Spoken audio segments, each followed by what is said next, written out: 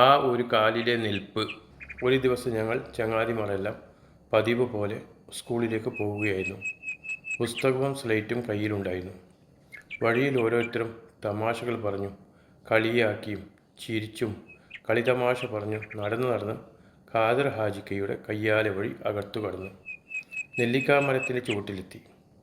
ഞങ്ങളെല്ലാവരും ഒരുമിച്ച് മുകളിലേക്ക് നോക്കിയപ്പോൾ കണ്ണു തള്ളിപ്പോകുന്ന കാഴ്ച. മരം മുഴുവനും നെല്ലിക്ക കുലയായി തൂങ്ങിക്കിടക്കുന്നു. പച്ചയും ഇളം മഞ്ഞയും കലർന്ന നെല്ലിക്കകൾ കണ്ടപ്പോൾ ഞങ്ങളുടെ വായിൽ വെള്ളം മൂടി. പക്ഷേ താഴെ ഒരെണ്ണം പോലും വീണ് കിടപ്പില്ലായിരുന്നു. വെറുതെ നോക്കി നിൽക്കാനല്ലാതെ വേറെ വഴിയില്ല. അപ്പോഴാണ് രാജനും ഷരീഫും പറഞ്ഞു, ഞങ്ങൾ നെല്ലിക്ക എറിഞ്ഞിടാം, നിങ്ങൾ പൊറുക്കണം. ഞങ്ങൾ റെഡിയായി. ഞങ്ങൾ ഓരോരുത്തരും മരത്തിൻ്റെ ചുവട്ടിൽ ഓരോ സ്ഥാനം പിടിച്ചു നിന്നു. ആദ്യം നെല്ലിക്ക കിട്ടുന്നവനാണ് ഭാഗ്യവാൻ. രാജനും ഷരീഫും ഒന്നിനു പുറകെ ഒന്നായി കല്ലെടുത്ത് ഏറ് തുടങ്ങി. പക്ഷേ നെല്ലിക്കയ്ക്ക് ഏറ് കൊള്ളുന്നതിന് പകരം കൂടുതലും ആജിക്കയുടെ വീടിൻ്റെ ഓട്ടിനാണ് ചെന്ന് കൊള്ളുന്ന ശബ്ദം കേൾക്കാം. Tongue tongue. ഓരോ കല്ലും ഓട്ടിന് കൊള്ളുമ്പോൾ ഞങ്ങൾ നെഞ്ചെടുപ്പ് ടപ് ടപ് അടിക്കാൻ തുടങ്ങി. അപ്പോൾ ഞങ്ങളിൽ ഒരാൾ പറഞ്ഞു, രാജനെയും ഷരീഫിനെയും നോക്കി, മതിയാക്കൂ, വീട്ടുകാർ കേൾക്കും. പക്ഷെ നെല്ലിക്കയുടെ കൊതി അതിലും വലുതായിരുന്നു. കല്ലുകൊണ്ട് കുറേയൊക്കെ നെല്ലിക്ക താഴെ വീണു. അത് ഞങ്ങൾ പെട്ടെന്ന് തന്നെ പുറക്കിയെടുത്തു. കീശയിലും മടിശികയിലും നിറച്ചു. പെട്ടെന്നാണ് ആജിക്ക വീടിൻ്റെ വാതിൽ തുറന്ന് പുറത്തേക്ക് വന്നത്. അന്ത്രു പറഞ്ഞു, ഓടിക്കോ, ആജിക്ക വരുന്നുണ്ട്. നെല്ലിക്ക പിന്നെയും തിന്നാൻ. ജീവൻ വേണമെങ്കിൽ വേഗം ഓടിക്കോ. ഞങ്ങൾ ആജിക്കയെ കണ്ടതും ഒരൊറ്റ ഓട്ടം വെച്ച് കൊടുത്തു. ഓട്ടത്തിനിടയിൽ ഔക്കർ താഴെ വീണു. അപ്പോൾ അവൻ്റെ സ്ലേറ്റും ബുക്കും തെറിച്ചു പോയിരുന്നു. അത് ഞങ്ങൾ എടുത്തു കൊടുത്തു. അവനെയും കൂട്ടി ഓട്ടം തുടങ്ങി.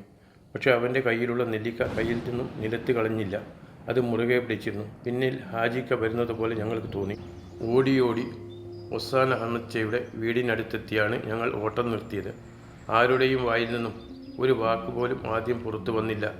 എല്ലാവരും നന്നായി കിതക്കുന്നുണ്ടായിരുന്നു.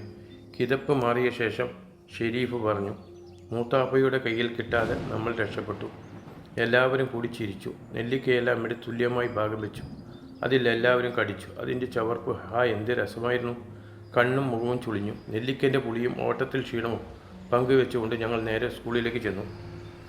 സ്കൂളിൽ ക്ലാസ് തുടങ്ങിക്കഴിഞ്ഞിരുന്നു. സമയം ഒരു 11:30 ആയി കാണും. ആജിക്ക സ്കൂളിൽ വന്നു. അത് കണ്ടതും ഞങ്ങളുടെ നെഞ്ചെടുപ്പ് കൂടി. നേരെ ചെന്നത് ഹെഡ്മാഷിൻ്റെ റൂമിലേക്കാണ്. അവിടേക്ക് ബാലൻ മാഷും ചെല്ലുന്നത് കണ്ടു. അല്പം കഴിഞ്ഞ് ബാലൻ മാഷും ആജിക്കയും ഓരോ ക്ലാസ്സിലും കയറി ഇറങ്ങാൻ തുടങ്ങി. അങ്ങനെ ഞങ്ങളുടെ ക്ലാസ്സിൻ്റെ ഊഴവും എത്തി. അവരെ കണ്ടതും ഞങ്ങൾ മുഖത്തോട് മുഖം നോക്കി. ഇനി രക്ഷയില്ല എന്ന് എല്ലാവർക്കും മനസ്സിലായി. അവർ രണ്ടുപേരും ഞങ്ങളുടെ ക്ലാസ്സിലേക്ക് വന്നു. ഞങ്ങളുടെ ക്ലാസ് ടീച്ചറായ നാരായണൻ മാഷോട് ബാലൻ മാഷ് പറഞ്ഞു, നാരായണൻ മാഷ്, ഒന്ന് എൻ്റെ ക്ലാസ് ശ്രദ്ധിക്കണേ. നാരായണൻ മാഷ് ഒരു ചോക്ക് കയ്യിൽ പിടിച്ച് പുറത്തേക്ക് നടക്കുമ്പോൾ ബാലൻ മാഷ് പിന്നിൽ നിന്നും വിളിച്ചു പറഞ്ഞു, മഹാവികൃതിയുള്ള കുട്ടികളാണ്, ഒന്ന് ശ്രദ്ധിച്ചോളണേ. ബാലൻ മാഷ് കുട്ടികളെ നോക്കി ഗൗരവത്തിൽ ചോദിച്ചു, ആരാണ് ഹാജിക്കയുടെ നെല്ലിക്കാമരത്തിൽ കല്ലെറിഞ്ഞത്? ഇത് കേട്ടതും വായിലുണ്ടായ നെല്ലിക്കയുടെ പുളിയൊക്കെ വയറ്റിൽ നിന്ന് നേരെ തൊണ്ടയിലേക്ക് കയറിയതുപോലെ തോന്നി. ആരും മറുപടി പറഞ്ഞില്ല. ഞങ്ങളുടെ ഹൃദയം പടപടാൻ മിടിക്കുകയാണ്. ഒപ്പം ശരീരവും വിറച്ചു. ആജിക്കയെ നോക്കി മാഷ് ചോദിച്ചു, നിങ്ങൾ തീരെ കണ്ടില്ലേ ആരാണ് എറിഞ്ഞതെന്ന്? ആജിക്ക പറഞ്ഞു, 4-5 പിള്ളേർ ഓടുന്നത് കണ്ടിനി. ആരാണെന്ന് കൃത്യമായി മനസ്സിലായില്ല. അപ്പോൾ മാഷ് വീണ്ടും കുട്ടികളെ നോക്കി, വേഗം പറ, ആരാണ് മരത്തിൽ കല്ലെറിഞ്ഞത്? ആരും ഒന്നും മിണ്ടിയില്ല. എല്ലാവരും തലകുനിച്ച് പേടിച്ച് വിറച്ച് നിൽക്കുകയാണ്. മാഷ് അടുത്ത ക്ലാസ്സിലേക്ക് പോകാൻ തുടങ്ങിയപ്പോഴാണ് ഞങ്ങൾക്ക് സന്തോഷമായത്. പെട്ടെന്നാണ് ആജിക്കയ്ക്ക് എന്തോ ഓർമ്മ വന്നത്.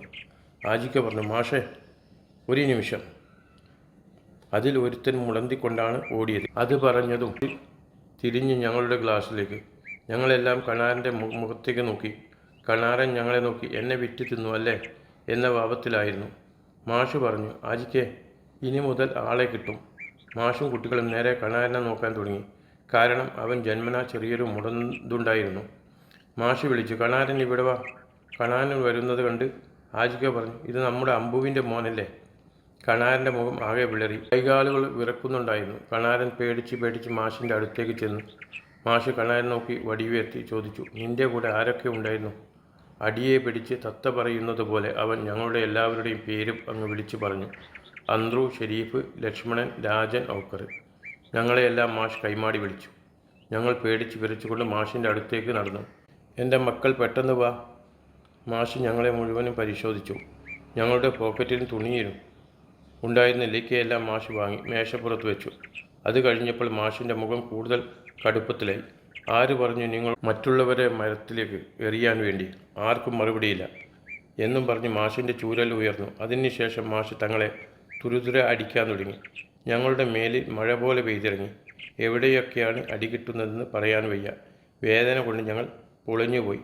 ഉച്ചത്തിൽ കരയാൻ പോലും കഴിയാതെ ഞങ്ങളുടെ കണ്ണുനീർ നിലത്തേക്ക് ഇറ്റിറ്റ് വീണു. ഇത് കണ്ടപ്പോൾ ഹാജിക്ക് തോന്നിയിട്ടുണ്ടാകും മാഷോട് പറയേണ്ടിയിരുന്നില്ല എന്ന്. കാരണം മൂപ്പരുടെ അനുജൻ്റെ മകനും ഞങ്ങളുടെ കൂടെയുണ്ട്. അപ്പോഴേക്കും കാര്യങ്ങൾ കൈവിട്ടു പോയിരുന്നു. അടി കഴിഞ്ഞപ്പോൾ ഞങ്ങൾ നേരെ നിന്നു. പക്ഷെ അവിടെയും തീർന്നില്ല. ഞങ്ങളുടെ മാഷ് പറഞ്ഞു, കയറ് ബെഞ്ചിൻ്റെ മുകളിൽ. ഞങ്ങളെല്ലാവരും പേടിച്ചുകൊണ്ട് ബെഞ്ചിൻ്റെ മുകളിലേക്ക് കയറി നിന്നു. മാഷ് എല്ലാവരും ഒരു കാല് പൊന്തിച്ച് നിൽക്കണം. മാഷ് ഞങ്ങളുടെ ഇടയിലൂടെ അങ്ങോട്ടും ഇങ്ങോട്ടും നടന്നുകൊണ്ടിരുന്നു. ഇനിയൊരു അടി കൂടി വാങ്ങാൻ ശേഷിയില്ലാത്തതുകൊണ്ട് ഞങ്ങളെ എങ്ങനെയൊക്കെ ബാലൻസ് ചെയ്ത് നിന്നു. ഇടയ്ക്കിടെ ബാലൻസ് തെറ്റി ഒരു കാലിൽ ബെഞ്ചിൽ മുട്ടുമായിരുന്നു. അപ്പോൾ മാഷ് ആ കാക്ക് തന്നെ അടിക്കുമായിരുന്നു. മാഷ് അങ്ങോട്ടും ഇങ്ങോട്ടും നടന്നുകൊണ്ടിരുന്നു. പക്ഷേ കണാരന് ഒരു കൂസാലുമില്ല. ഒരു കാലിൽ നിൽക്കുന്നത് ഒരു പ്രശ്നമേ ആയില്ല. അവൻ ഞങ്ങളെ നോക്കി അങ്ങനെ നിന്നു. മാഷ് പറഞ്ഞു, ഉച്ചയ്ക്ക് സ്കൂൾ വിടുന്നത് വരെ ഇതുപോലെ നിന്നോളാം. ഇനി ഒരിക്കലും ഒരാളുടെയും വൃക്ഷങ്ങളിൽ കല്ലെറിയുകയോ മറ്റോ ചെയ്തെന്നറിഞ്ഞാൽ പിന്നെ പറയാം. ഞങ്ങൾ ഒരേ സ്വരത്തിൽ പറഞ്ഞു, ഇനി ഞങ്ങൾ എറിയുകയില്ല മാഷേ. മാഷ് പുറത്തേക്ക് ഇറങ്ങുമ്പോൾ ഞങ്ങളെ നോക്കി പറഞ്ഞു, ഇപ്പോൾ ഞാൻ വരാം. മാഷ് പോയതും ക്ലാസ്സിലെ പെൺകുട്ടികളും ആൺകുട്ടികളും ഞങ്ങളെ നോക്കി ചിരിക്കാൻ തുടങ്ങി. നാണക്കേട് കൊണ്ട് ഞങ്ങൾ തലതാഴ്ത്തി നിന്നു. എങ്കിലും മാഷെ പേടിച്ച് ഞങ്ങൾ അതുപോലെ തന്നെ തുടർന്നു.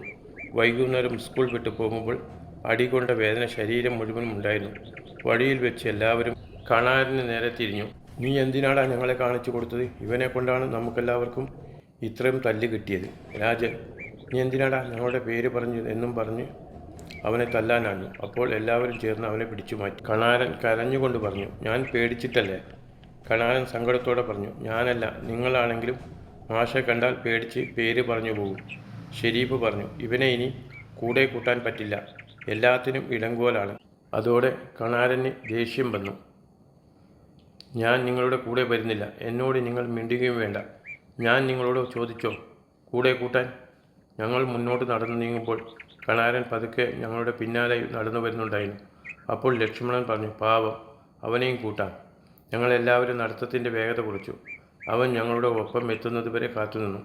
ആജിക്കയെ വഴിയിൽ വെച്ച് കണ്ടാലോ എന്ന് പേടിച്ച് ഞങ്ങൾ സാധാരണ പോകുന്ന വഴി ഉപേക്ഷിച്ചു. അസങ്കാട് വഴി വീട്ടിലേക്ക് പുറപ്പെട്ടു. അന്തൂർ പരിഭവിച്ചു. നെല്ലിക്കയും പോയി, അടിയും കിട്ടി. ഔക്കർ ഷെരീഫിനെ നോക്കി പറഞ്ഞു, ഇവൻ്റെ മൂത്താപ്പനെ കൊണ്ടാണ് തല്ല് മൊത്തം കിട്ടിയത്. അപ്പോൾ ഷെരീഫ് പറഞ്ഞു, ഇതിനാണ് പറയുന്നത് കഴിച്ചിട്ട് ഇറക്കാനും വയ്യ, മതിർത്തിട്ട് തുപ്പാനും വയ്യെന്ന്. അതുകൊണ്ട് എല്ലാവരും പൊട്ടിച്ചിരിച്ചു. അപ്പോഴതാ പിന്നിൽ നിന്ന് കായൻ്റെ സലീം ഞങ്ങളെ കളിയാക്കിക്കൊണ്ട് വിളിച്ചു ചോദിക്കുന്നു, നെല്ലിക്കയുണ്ടടാ നെല്ലിക്ക. എന്നിട്ട് ഒരു പുളിച്ച ചിരിയും പാസാക്കി. അന്നത്തെ ആ നെല്ലിക്കയുടെ രുചി നാവിൻ തുമ്പത്തുണ്ടെങ്കിലും ബാലൻ മാഷിൻ്റെ ചൂരൽ ഓർക്കുമ്പോൾ ഇപ്പോഴും വിറയ്ക്കുമായിരുന്നു. ശുഭം. കഥ ഇഷ്ടപ്പെട്ടെങ്കിൽ സബ്സ്ക്രൈബ് ചെയ്യാൻ മറക്കല്ലേ. അതിൻ്റെ കൂടെ ആ ബെല്ലൈക്കണും ഒന്ന് നിൽക്കണേ.